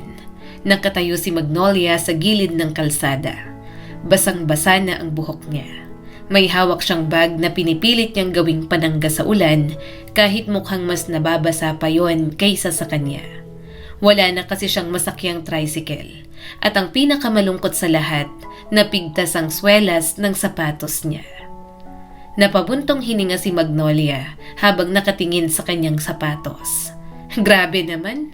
Hey, ngayon pa talaga. Tumingala siya sa langit. Bakit ang malas-malas ko? Wala pang dumada ang tricycle. Wala pang dumada ang jeep. At mukhang pati ang mga aso sa kalsada ay nagdesisyong magtago dahil sa ulan. Magnolia, Napalingon siya nang makarinig ng boses ng lalaki. Isang SUV ang tumigil sa tabi niya. Binaba ang bintana at sumilip mula roon ang isang pamilyar na mukha. Magnolia, ikaw ba talaga yan? Napakurap siya. Kuya Rafael, ikaw pala. Ngumiti si Brandon Valerio, ang isa sa mga pinsan ni Alexander. Yung pinsan na mas mabait. Yung pinsang minsan niyang kalaro noong bata pa sila. Aba, ikaw nga. Sabi ni Rafael habang nakangiti. Anong ginagawa mo dito sa gilid ng kalsada? Umuulan na. Napakamot si Magnolia sa ulo habang itinatago ang sirang sapatos sa likod. Wala naman. Nag-e-enjoy lang ako sa ulan. Sabi nila maganda raw sa ski ng natural rainwater therapy. Napatawa si Rafael. Magnolia, sumakay ka na. Mababa na ang baha sa kabilang kanto at mukhang wala ka pang masasakyan kung maghihintay ka pa dito. Hindi na, Kuya Rafael. Sagot ni Magnolia habang kumakaway. Okay lang ako. Basa siya at mukhang sisiw. Isa pa, Valerio si Rafael. Siguradong chismis na naman siya. Baka isipin ng mga ito na hindi siya nakapasa kay Alexander, kaya ngayon kay Rafael naman. Umiling si Rafael. Magnolia, sige na, pumasok ka na. Ihahatid ka na namin. Sira ng sapatos mo. Napahiya si Magnolia. Ay, napansin niyo pala? Sige na nga. Lumapit siya sa sasakyan, pero nang sumilip siya sa loob, parang tumigil ang mundo niya sandali. Nasa likod na upuan si Alexander, at katabi nito ang babaeng nakita niya sa handaan. Napakurap si Magnolia. Nahihiya na mukhang fresh ang mga nasa loob. Pagkatapos ay siya na parang basang sisiw na kinawawa. Napakamot siya sa ulo. Kuya Rafael, mukhang puno na yata ang sasakyan niyo. Baka masikip kung sasakay pa ako. Ayokong maging dahilan ng discomfort ng mga importanteng tao sa loob. Saka basa na ako. Ngumiti si Rafael. Magnolia, malaki ang sasakyan. Kasya ka pa. May towel din ako rito. Sige na, pumasok ka na. Napakagat si Magnolia sa labi. Iniisip niya kung paano tatanggi. Kung kumaripas na lang kaya siya ng takbo. Pero nakakahiya naman talagang tumanggi, lalo na at mabait ang mga Valerio. Sumingit ang babae sa likod. Oh, it's fine. She can sit here. At doon nagsalita si Alexander. Magnolia, right? Parang may maliit na kutsilyong dumaan sa dibdib niya. Nagkatinginan sila, pero mabilis siyang umiwas ng tingin. Hindi niya kayang tingnan ang lalaking hindi naman sa kanya. Pero ngumiti pa rin si Magnolia. Oo, tumango si Alexander. Yes, I remember now. We were childhood playmates. Playmates, yun lang. Gusto niyang ipaalala na mag-boyfriend-girlfriend sila bago ito umalis. Pero para saan pa ba? Malinaw na isang mababaw na puppy love lang ang lahat. Magnolia, sumakay ka na bago pa lumakas ang ulan. Sabi pa ni Rafael. Sumakay na lang siya. Umupo siya sa harap at nagsimula silang umandar. Habang nagpupunas ng towel, tahimik sandali ang sasakyan. Hanggang nagsalita si Rafael. Magnolia, may ibang pupuntahan ka ba o diretso ka na sa bahay ninyo? Napangiti si Magnolia. Wala, sa bahay lang. Sumingit si Alexander mula sa likod. So, Magnolia, kumusta ka na? Matagal na rin mula nung huli tayo nagkita. Gusto kong malaman kung ano na ang nangyari sa buhay mo. Napatingin si Magnolia sa side mirror. Nakita niyang reflection niya. Napakapangit niya ng sandaling yon. Tapos nabigyan siya ng pagkakataon na makausap si Alexander. Ngumiti na lang si Magnolia. Wala naman masyado. Nagtatrabaho ako bilang cashier dyan sa grocery sa bayan. Nag-aaral ako pero pahinto-hinto. Next semester, papasok na ako ulit. Napangiti si Alexander. I see. Muntik na siyang mapairap. Nais niya itong sumbatan. Pero ang OA naman kung gagawin niya yon. Wala namang pananagutan sa kanya si Alexander. Isa lang siyang assuming na babae na naniwala sa mababaw na pangako. Sinubukan ni Magnolia na maging casual din. Kayo, Ang laki ng mga pinagbago niyong magpipinsan. Mukhang naging busy kayo sa pagiging rich and successful. Pero sa bagay, mayaman naman kasi talaga kayo. Siguro, mas pumogi lang kayong magpipinsan. Sinong pinakapogi sa amin? Tanong ni Kuya Rafael sabay tingin sa rearview mirror. Tumawa si Magnolia. Kung noon walang duda, isasagot niya agad si Alexander. Pero dahil sa mga nangyari, medyo nabawasan ang kapal ng kanyang mukha. Siyempre ikaw, Kuya Rafael, ang pinakapogi sa inyong magpipinsan. Nakangiting sabi niya rito. Humagalpak ng tawa si Rafael. Talaga? Tumango agad si Magnolia. Gwapo naman talaga ang lahat ng magpipinsan. Walang tapon, kahit sino may dating. Pero para sa kanya, nangingibabaw talaga si Alexander. Bakit siya? Bakit hindi ako? Biglang malamig na sambit ni Alexander na nasa likod. Tumawa ng malakas si Rafael. Nanlaki naman ang mga mata ni Magnolia. Kumunot ang kanyang noo. Hindi maintindihan kung anong gustong iparating ng binata. Mabuti na lang at nasa unahan siya. Hindi siya lilingon. Ayaw niya na kay Alexander. Sumpa na ito para sa kanya. Ako dapat Hirit pa ni Alexander. Umawang ang bibig ni Magnolia. Gwapo ka rin naman. Pero ngayon, mas pogi si Kuya Rafael. Siyang pinakamatanda sa inyo. Kumbaga, standard. Umismid lang si Alexander. Si Rafael, tawa lang ng tawa na parang sobrang saya. Tumikim ang babae sa tabi ni Alexander. Oh, I'm Clara by the way. Magnolia, sagot na lang niya. Saglit siyang sumulyap kay Clara. Gandang-ganda siya sa sarili niya.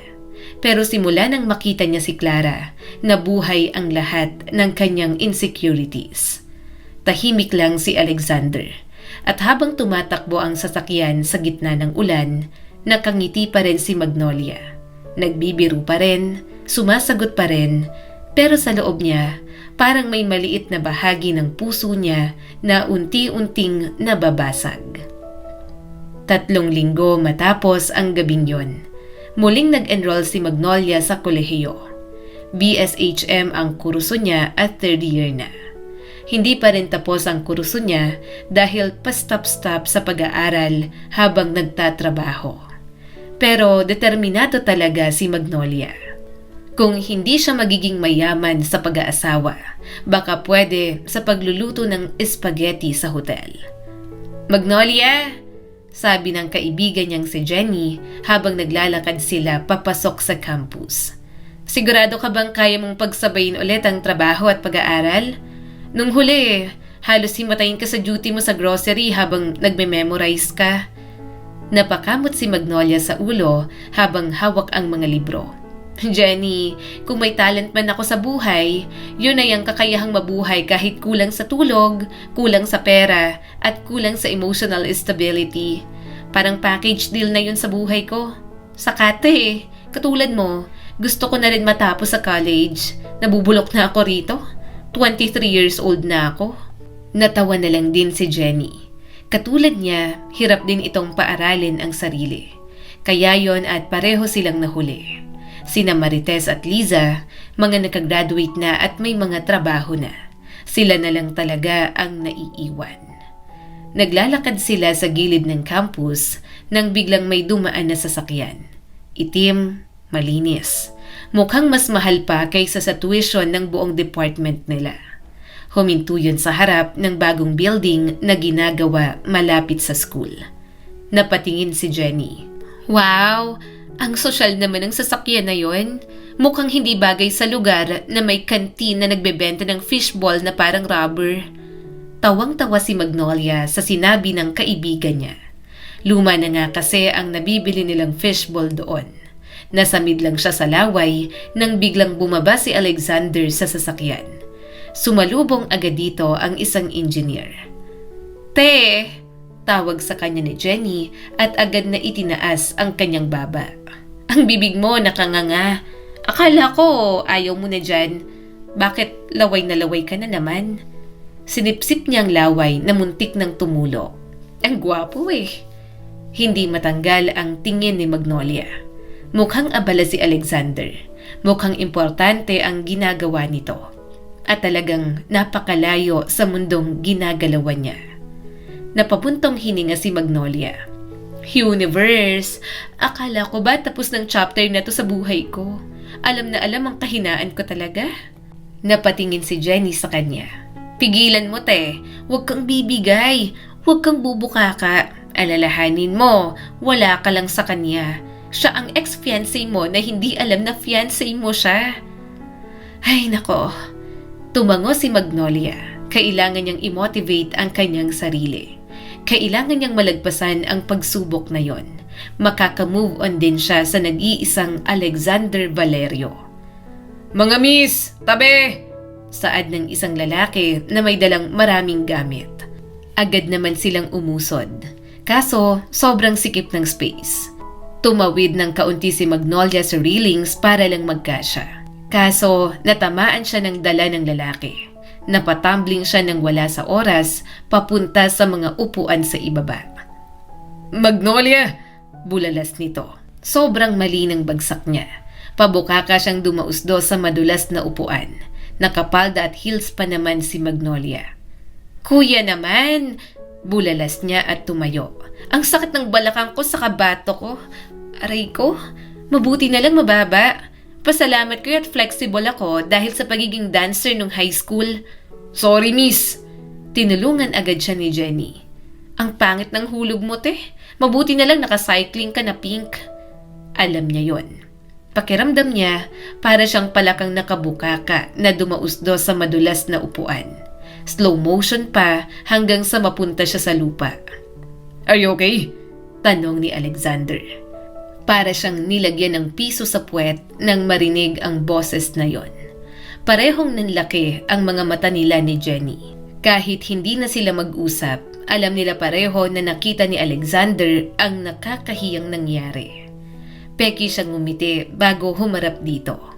Hindi mapakali ang mga paa niya, kaya naririnig ang tunog ng kanyang takong. Oo, okay lang ako. Mataman siya nitong tiningnan. Ang pangit ng bagsak mo kanina. Are you really okay? Gusto mong ihatid kita sa klinik? Ay, hindi na. Parang gusto niyang tumakbo. Hiyang-hiya na siya na para siyang palakang nahulog kanina sa railing.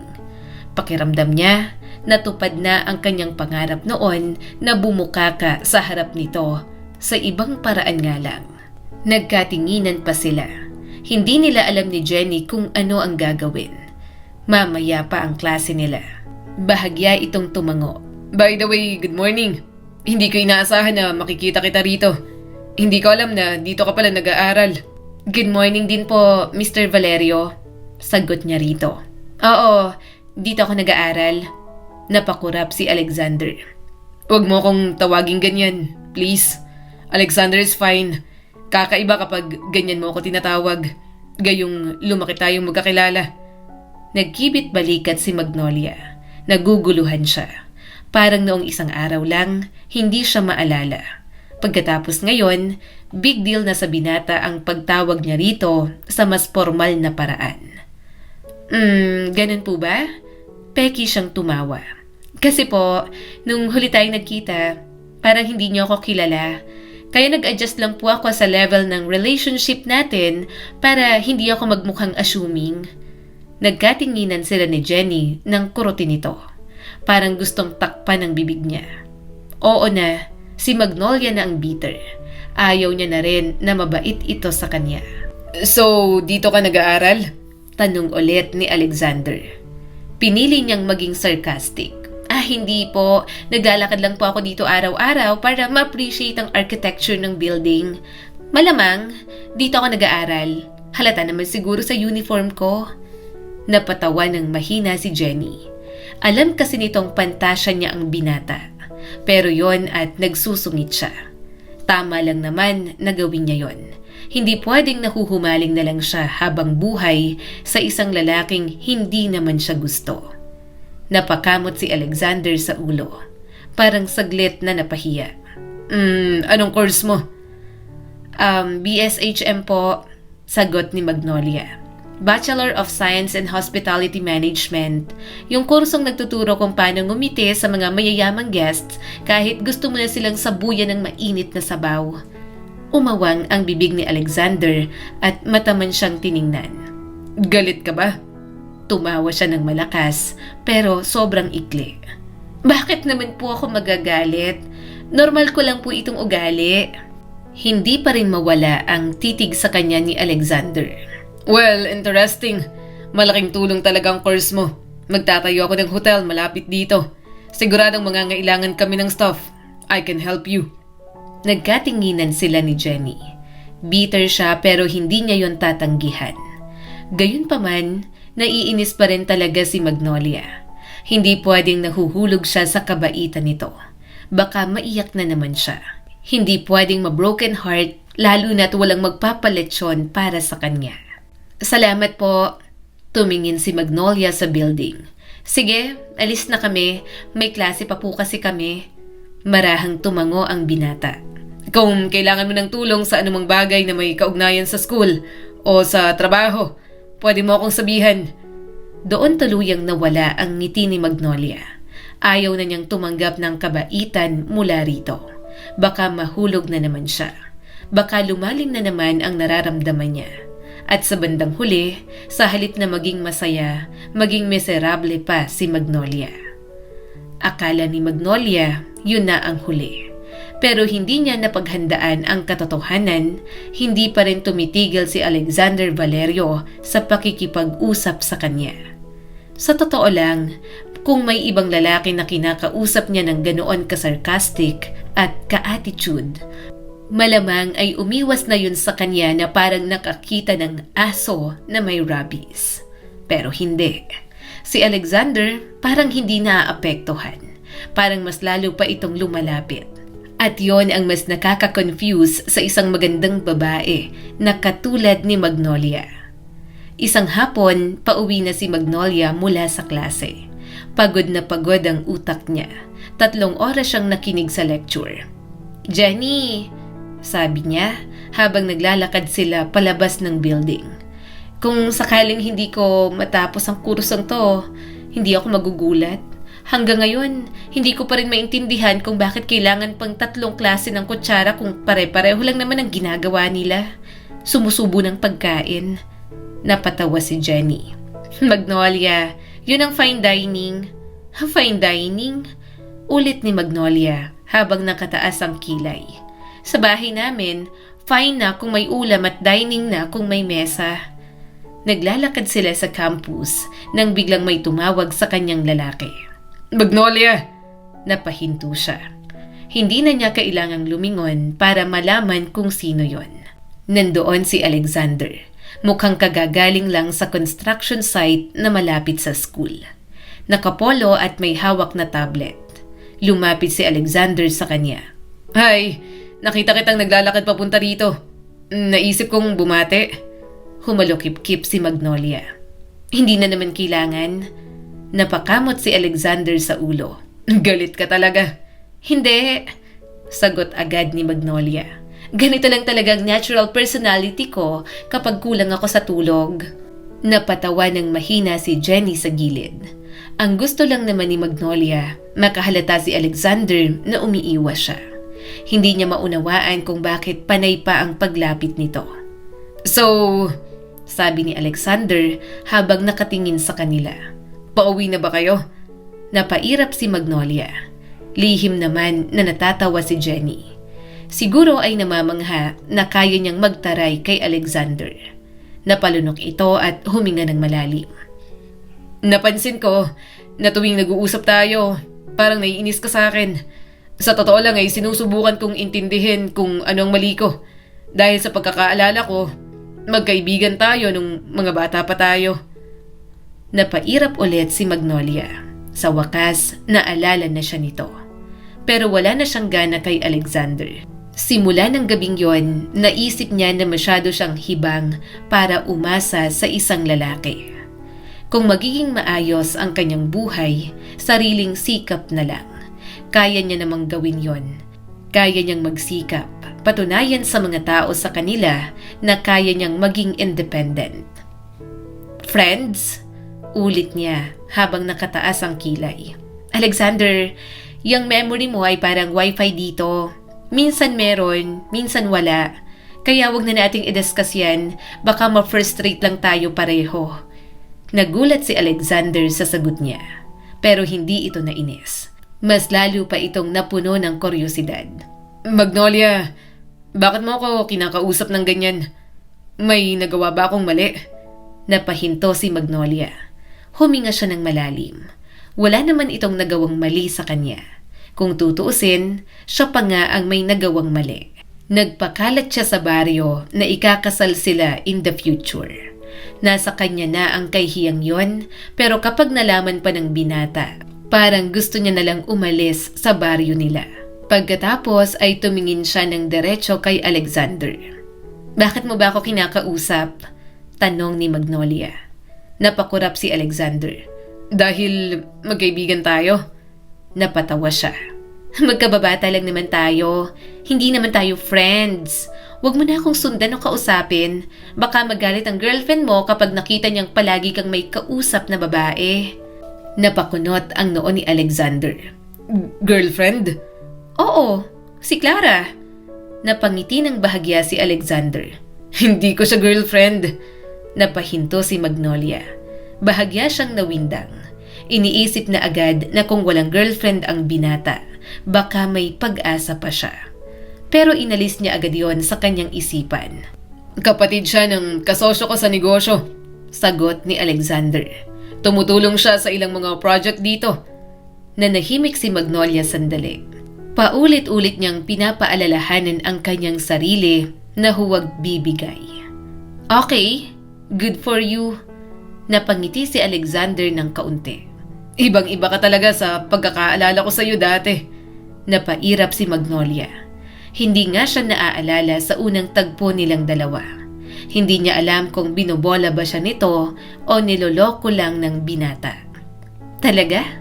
Kasi sa pagkakaalam ko, hindi mo naman talaga ako naaalala ng maayos. Sobrang pait ng tono ni Magnolia. Marahan itong tumango. You know, kaya nga lagi kitang kinakausap. Curious ako. Dahil nung una kitang makita ulit, akala ko, isa ka lang taong kilala ko ng bahagya mula pagkabata. Pero sa paraan ng reaksyon mo sa akin, pakiramdam ko may isang mahalagang bagay na nawawala sa akin.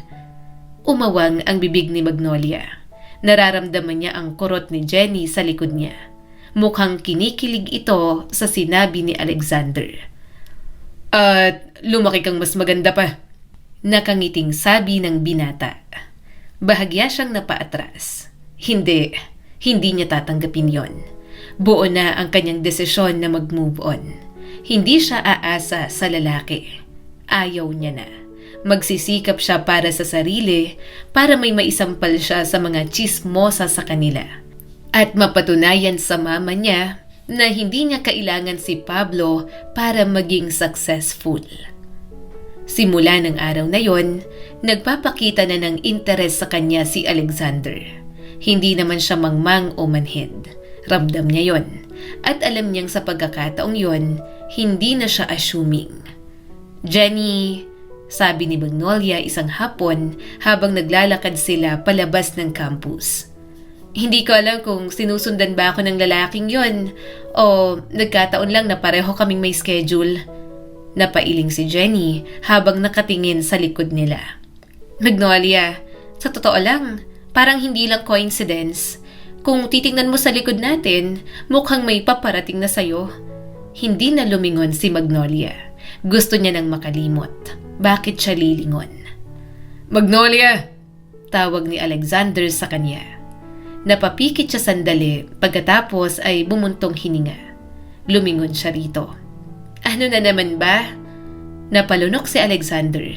Medyo natinag sa kanyang pagsusungit. So, uuwi ka na ba? Oo. Ihatid na kita? Tanong ni Alexander. Napairap agad si Magnolia. Ayoko. Bakit naman hindi? Mas lalo siyang napasimangot. Dahil kung sasakay ako sa sasakyan mo, siguradong bukas may headline na naman sa baryo. Baka lumalapat sabihin na nilalandi kita. Kumunot ang noo nito. Chismis. Pinag-uusapan ka ng mga tao. And ano namang mali kung nilalandi mo nga ako? Nanlaki ang mga mata ni Jenny. Si Magnolia, gulat na gulat pero hindi niya pinahalata. Pero sa loob-loob niya, parang may nag-cartwheel sa dibdib. Ibig sabihin, pwede siyang lumandi kay Alexander at hindi ito magagalit. Hindi, magja-tricycle na lang kami, nauutal na sabi ni Magnolia. Napangiti si Alexander. Kung ganon, maghihintay na lang ako sa'yo. Napakunot ang noo ni Magnolia. Ha? Maghihintay ako hanggang sa makasakay kayo ng tricycle. Humigpit ang hawak niya sa bag. Alexander, hindi ako endangered species na kailangang bantayan sa gilid ng kalsada. Still, mas gusto kong siguraduhin na makakauwi ka ng ligtas. Napatingin si Jenny sa kanila. Pagkatapos ay biglang napangiti. Magnolia, mauna na ako ha. Susunduin na ako ng boyfriend ko. Nandyan na. Bye! Jenny! Tawag niya rito. Pero nakalayo na ang kaibigan niya. Napabuntong hininga si Magnolia. Ayaw niyang maiwan kay Alexander. Baka bigla na lang siyang bumigay. Ilang minuto pa, wala pa ring tricycle. Hanggang sa may dumaan. Kuya! Sigaw ni Magnolia. Huminto ang tricycle. Sumakay na siya. Pero laglag ang kanyang panga nang sumunod si Alexander. Umupo ito sa tabi niya. Sobrang magkadikit nilang dalawa. Amoy na amoy ni Magnolia ang bango nito. Sandali, sabi niya sa driver. Napakunot ang noo ni Magnolia. Anong ginagawa mo, Alexander? Sumasabay. Napanganga siya. Alexander, hindi. Ito ay tricycle at may sasakyan ka. Ngumiti lang si Alexander. Gusto kitang maihatid at makasama. Kung ayaw mo sa sasakyan ko, sasamahan na lang kita rito sa tricycle. Ihahatid kita hanggang bahay ninyo. Magta-tricycle na lang ako pabalik para kunin ang sasakyan ko at makauwi. Napailing si Magnolia nang umandar ang tricycle. Iniisip niya kung nananaginip ba siya. Pero talagang nagpaparamdam ang binata sa kanya. Kinabukasan, sumapit ang tanghali. Gutom na si Magnolia. Hindi na siya nakauwi para kumain, kaya napunta siya sa karinderya sa tapat ng school. Tiningnan niya ang mga ulam. Magkano po dito sa kare-kare? 100 ang isang order. Napabuntong hininga siya at inilabas ang wallet. Aling Nida, isang rice at gulay lang na ampalaya. Pahinging libreng sabaw. Gusto niyang magkarne, pero kulang na siya sa budget. Natakam pa naman siya sa kare-kare. Kaso, mahal ang order, kaya wag na lang. Kakain na sana siya nang may umupo sa tapat niya. Tumingala siya at nagulat nang makita si Alexander. May order itong pagkain para sa sarili nito. Pero mas lalo siyang nagulat nang ilapag nito sa kanyang tabi ang isang mangkok ng kare-kare. Mind if I join you? Tanong ni Alexander. Sa'yo na rin yung kare-kare. Napatingin siya sa paligid. Alexander, karinderya to. Bakit dito ka kumakain? Tumaas naman ang mga kilay nito. Bakit? Ano namang problema kung karinderya? Masarap naman ang mga pagkain dito. Napatitig siya rito nang magsimula ng kumain. Walang arte na sumusubo ng kanin at menudo. Alam niyang humble ang mga Valerio. Pero ang kumain sa karinderya kasama siya. Hindi niya kailanman naisip. Kumain ka na rin. Nakangiting sabi ng binata at tiningnan ang kare-kare. Ayaw niyang kainin yon. Ayaw niyang tanggapin pero nanghihinayang siya. Alam niyang hindi yon makakain ng binata. Allergic sa peanuts si Alexander. Mas lalo itong napangiti nang ulamin niya ang kare-kare. Namumula naman siya at hindi na makatingin. Parang kaunti na lang, bibigay na talaga si Magnolia.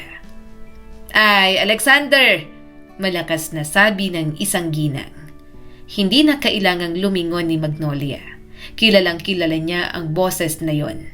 Walang iba, kundi ang tsismosa na si Aling Cora. Good afternoon po. Bati ni Alexander ng magalang. Grabe naman! Sabi ni Aling Cora habang nakangiti ng malapad. Kumakain ka pala dito kasama si Magnolia. Napabuntong hininga si Magnolia. Kumunot ang noo niya habang kumakain. Iniisip niya na agad kung anong chismis ang ipapakalat nito. Akala ko, hindi na kayo magkaibigan nitong si Magnolia. Hindi mo na siya maalala, hindi ba? Saad pa ni Aling Cora. Agad namang sumagot ang binata. Hindi naman po. Alalang-alala ko pa po si Magnolia. Nagkaroon lang po ng misunderstanding. Napanguso si Magnolia at napatingin kay Alexander. Hindi niya alam kung ano ang tinutukoy nito. Wala siyang alam na misunderstanding. Ang alam niya lang, nakalimutan na siya nito at mababaw lang ang lahat ng mga alaala na mayroon sila noon. Umasa lang siya sa wala at tapos na ang lahat ng yon. Muling nagsalita ang bidabidang si Aling Cora. Alexander, alam mo ba na si Magnolia ay matagal nang naghihintay sa'yo? Natigilan si Magnolia sa pagsubo ng kanin. Nung bata pa kayo, sabi nito, lagi niyang sinasabi sa buong baryo na babalik ka at pakakasalan mo siya dahil yun daw ang pangako mo nung 13 kayo. Palaging binibida ni Magnolia. Pinagtatawanan nga yan. Siyempre, mga bata pa kayo. Walang naniniwala sa kanya. Asang-asa doon sa pangbatang pangako mo. Wala lang naman yon, hindi ba? Ito kasing si Magnolia. Asang-asa na makakapangasawa ng mayaman. Parang biglang lumamig ang paligid. Bahagya siyang natawa. Hindi na siya makatingin kay Alexander. Isang kahihiyan na nga siya. Mas lalo pang naging kahihiyan ng harap-harapan. Padabog niyang ibinaba ang kutsara. Aling Cora, salamat po sa historical storytelling ninyo. Pero mukhang hindi na relevant ang impormasyon na yan sa kasalukuyang panahon. Naiinis siyang tumayo. Sana may magawa man kayong makabuluhang bagay bago kayo mga alam sa buhay ng iba. Mag-isip-isip po kayo. Baka kasi kinakarma na kayo. Iniiwan ho tuloy kayo ng mga anak ninyo. Nawala ang ngiti ni Aling Cora. Bastos ka talagang bata ka. Tumaas ang isang kilay niya. Okay lang po. Bastos lang po sa taong bastos sa akin. Magnolia, Tawag ni Alexander nang tumayo siya. hindi ka pa tapos kumain. Pero kinuha na niya ang kanyang bag. Lumabas siya sa karinderya. Hindi na niya tinapos ang pagkain. Sino bang magkakaroon ng gana sa ganoong klaseng usapan? Narinig niya ang yabag sa likod niya. Magnolia! Huminto siya at lumingon kay Alexander. Mukhang nag-aalala ito sa kanya. Wait! Hindi ko alam ang tungkol doon. Napatawa si Magnolia. Relax, huwag kang mag-alala dahil hindi na ako yung batang naniwala sa mga pangako ng 13-year-old boy. Magnolia, At saka, dagdag niya habang sarkastiko ang ngiti. Pasensya ka na kung nagkalat ako ng ganong story sa baryo nun. Siguro bored lang ako sa buhay ko, kaya nag-imbento ako ng sarili kong romantic fantasy. Huwag kang mag-alala, hindi na kita gusto ngayon, kaya safe ng reputation mo bilang eligible bachelor ng bayan. Napalunok si Alexander. Magnolia, pwede ba tayong mag-usap? Alam kong... Ngumiti siya pero yung ngiting parang wala lang. Pasensya na ha, busy kasi ako, wala akong panahon sa mga katulad mo. Pagkatapos niyang sabihin yon, tumalikod na si Magnolia at naglakad palayo. Iniwan niya roon si Alexander habang sa dibdib niya, parang may kung anong tuluyang nabasag na hindi na niya kayang pulutin pabalik. Bumalik siya sa klase pero sobrang lutang ng kanyang pakiramdam. Hapon na nang matapos ang huli niyang klase. Naglakad siya pa uwi. Hindi siya sumakay ng tricycle kahit may dumaan. Hindi siya tumingin sa likod.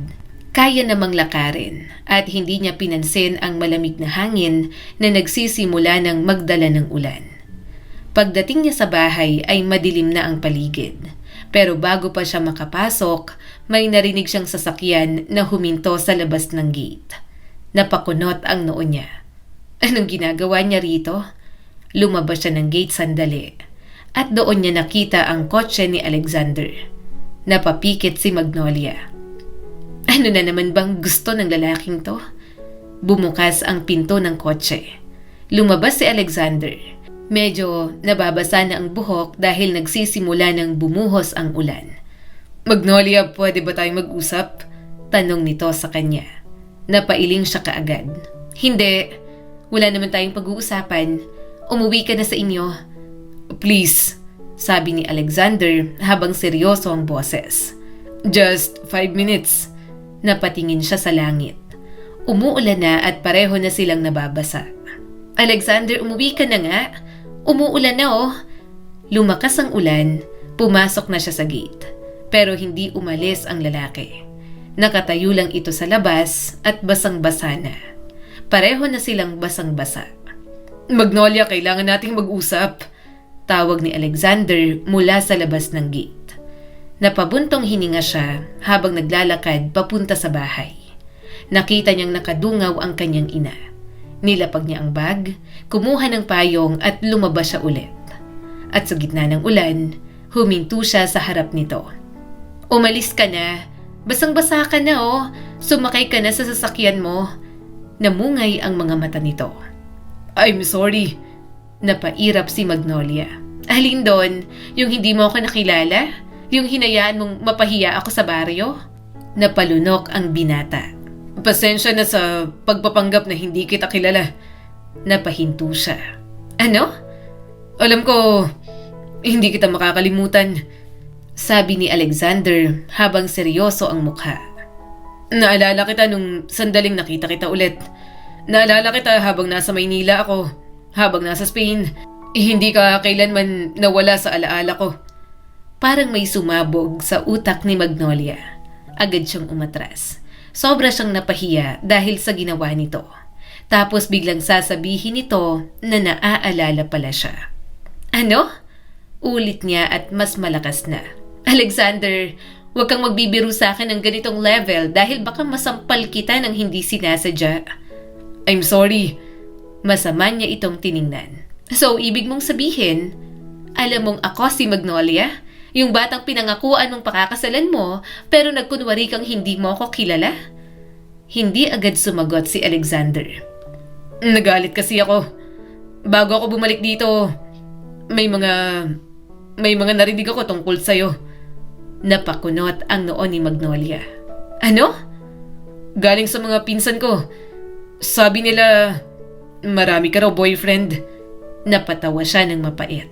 Siguro, nakinig yung mga pinsan mo sa mga chismis sa akin dito. Sabi nila, minsan ka nang nabuntis. Biglang kumulo ang dugo niya. Buntis? Saan? Kailan ako umanak? Virgin pa nga ako? Wala akong sinagot kahit isa sa mga manliligaw ko kasi nga, nang umalis ka, boyfriend kita. Kahit puppy love lang yon, super loyal ako sa'yo. Kahit wala tayong communication, pinanghawakan ko ang mga pangako mo. Pero siguro mali yun. Maling nadalhin ko hanggang pagtanda ang mga batang pangako mo. Ngayon gising na ako. Gising na ako sa katotohanan na lahat ng bagay ay pwedeng magbago. Lumaki na tayo at hindi na gaya ng dati. I'm sorry. Alam kong mali ako. Nagbitiw ako ng pangako. Nag-grow ako on my own. Nagkahiwalay tayo at na-expose sa magkaibang mundo. At nang bumalik ako, dagdag ni Alexander. Nakita kitang tumatawa kasama si Nico. Napairap siya. Bading talaga yon. Napakurap si Alexander. Alam ko na rin yan. Marami kang naging manliligaw. Wala kang sinagot kahit isa. Kaibigan mo sina Marites, Jenny, Liza at Nico. Marami kayong utang. Nag-aaral ka habang nagtatrabaho. Umaasa ka sa pangako ko nung mga bata pa tayo. Napatawa siya ng mahina. Hindi ako umaasa. Hindi na. Wala na akong pake. Bumaha ang lungkot sa mukha nito. But I still care. Kahit galit ako, hindi kita kayang baliwalain. Dahil nang makita kita ulit, ganun pa rin. You were still my favorite person. Maraming nagbago. Pareho na tayong tumanda. Maraming tao ang dumaan sa mga buhay natin. Pero Magnolia, alam na alam ko na ikaw ang babaeng pinaka nagustuhan ko nung mga bata pa tayo. Napakagat siya sa labi. Kinukurot niya ang kanyang sarili. Binubulungan ng isip na huwag bibigay sa mga sinasabi nito. At kahit nagkalayo tayo, sabi pa ni Alexander, kahit nagkaroon ako ng mga girlfriend noon, kahit nagbago ang buhay ko, nung bumalik ako rito at nakita kita ulit, parang walang nagbago. Parang ako pa rin ang 13 years old na binatilyong patay na patay sa'yo. Mula noon hanggang ngayon, ikaw pa rin ang nagpapatawa sa akin. Ang kapayapaan ko, ang kapanatagan ko. Maybe, kaya ako bumalik. Kaya kating-kati akong bumalik at dito mag-settle down. Kasi alam kong nandito ka. Nagiinit ang mga pisngi ni Magnolia habang naluluha. Walang panama ang malakas na ulan. Halo-halo ang kanyang nararamdaman. Hindi mapakali ang kanyang sistema pero parang idinuduyan siya ng mga salita ni Alexander. At ikaw pa rin ang babaeng pinaka maganda sa paningin ko. Namumula na ang mga mata ni Alexander habang nakatingin sa kanya. Naiinis naman siyang tumingin dito. Hindi ganun kadaling burahin ang mga taon na pinagtawalan ako ng mga tao dahil sa pangako na yon. Alam mo ba kung gaano ako naniwala doon? Tumango ito at humakbang papalapit sa kanya.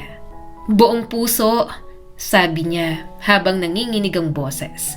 Buong buhay ko halos umikot sa ideya na babalik ka. Pero napagod na ako. Ang tagal-tagal kong naghintay sa'yo, tapos ganun lang ang binungad mo sa akin. Marahan itong sinapo ang kanyang pisngi. Kung gayon, huwag kang maghintay dahil nandito na ako. Mahal kita. Napaluha si Magnolia. Magsasalita sana siya, pero bigla na lang siyang mahinang humikbi. Alexander, ayoko. Bahala ka dyan. Ayoko na sa lalaki. Mag-aaral ako. Magtatrabaho ako at aayusin ang problema ng pamilya ko. Gusto ko may maisampal sa mga tsismosa dito. Magsisikap ako para gumandang buhay ko. At gagawin mo yan. But it doesn't mean hindi ka magmamahal kung nararamdaman mong gusto mong magmahal. Huwag mong isipin ang sasabihin ng ibang tao. Walang halaga ang mga opinyon nila. Kung ipagkakatiwala mo sa akin ang buhay mo, wala kang kailangang patunayan sa kahit na sino. Doon tuluyang bumigay ang mga luha niya. Siraulo ka? Siraulo kayo? Sino ba sa mga pinsan mong tsismoso? Sasapakin ko? Napangiti si Alexander. Nasapa ko na sila. Pinaiyak mo ako ng 10 taon? Hinalikan nito ang kanyang noo. I'm sorry. Kung iiwan mo ako ulit, dagdag niya habang umiiyak pa rin. Susumpa na kita. Habang buhay mangangat ang itlog mo, magkakabuni yan. Napatawa ng mahina si Alexander. Hindi mangyayari yon. Hindi na naman kita iiwan. Tutuparin ko ang pangako ko. Sana, pumayag ka. Huminga siya ng malalim pagkatapos ay tumingin dito. Sige, magpapakasal tayo. Gawin mong bongga ha. Ipagyabang mo na ako ang asawa mo. Humalakhak ito at mahigpit siyang niyakap. Hindi mo na kailangan hilingin dahil gagawin ko yan, Magnolia. Naghintay pa sila hanggang makatapos siya sa pag-aaral. Ilang beses na gustong suportahan ni Alexander ang pag-aaral niya, pero hindi siya pumayag. Gusto niyang makapagtapos sa sariling sikap. Nang makatapos, nagkaroon siya ng trabaho sa hotel ng kanyang fiancé. Paunti-unti, nabayaran niya ang mga utang ng kanyang ina. Anak, pasensya ka na, malungkot na sabi ng mama niya. Umiling naman si Magnolia. Okay lang ma, naintindihan naman kita. Simula nang mawala si Papa, hirap ka na palakihin kami. Alam kong nagiging desperada ka na lang talaga. Pero alam ko naman na mahal mo kami. Sa sumunod na taon, nagpakasal na sila ni Alexander. Tinupad nito ang pangako. Binigyan siya ng isang bonggang kasal. Hindi pwedeng hindi alam ng lahat sa baryo nila. Honey, mapang-akit niyang tawag sa asawa at ipinakita rito ang dance moves niya. Malandi na siya pero sa asawa niya lang ipapakita. Napangiti agad si Alexander pero biglang natawa nang sumayaw siya na parang macho dancer. Han, halika na dito. Ang dami mo pang ritual. Napangiti si Magnolia nang bigla siyang ibalibag sa kama ni Alexander. Umawang ang bibig niya nang maghubad ito. Dahan-dahan lang. Maliit lang to. Tawang-tawang asawa niya. Nang tumabi sa kanya, namumula na lang ito sa kakatawa. Hindi rin kasi matigil ang bibig ni Magnolia. Bawat kilos nito, may hirit siya. Pero kahit ganon, labis ang saya sa puso niya. Sa wakas, asawa na niya ang lalaking pinapangarap. Mahal siya ng taong mahal niya. At thank you Lord dahil baliw na baliw din si Alexander sa kanya. Ang kwento ni na Magnolia at Alexander ay paalala na sa paglalakbay ng buhay, hindi sapat na puso lang ang pairalin. Kailangan din ng kaunting isip, lakas ng loob, at kakayahang makakita ng liwanag kahit sa gitna ng problema. Dahil sa totoo lang, mas nagiging magaan ang mga pagsubok kapag natututo tayong manatiling positibo at patuloy na umusad, kahit hindi laging naaayon sa plano ang mga nangyayari sa atin. Muli, ako po si Skylar Guro at sana may bago na naman kayong natutunan sa kwento natin ngayon.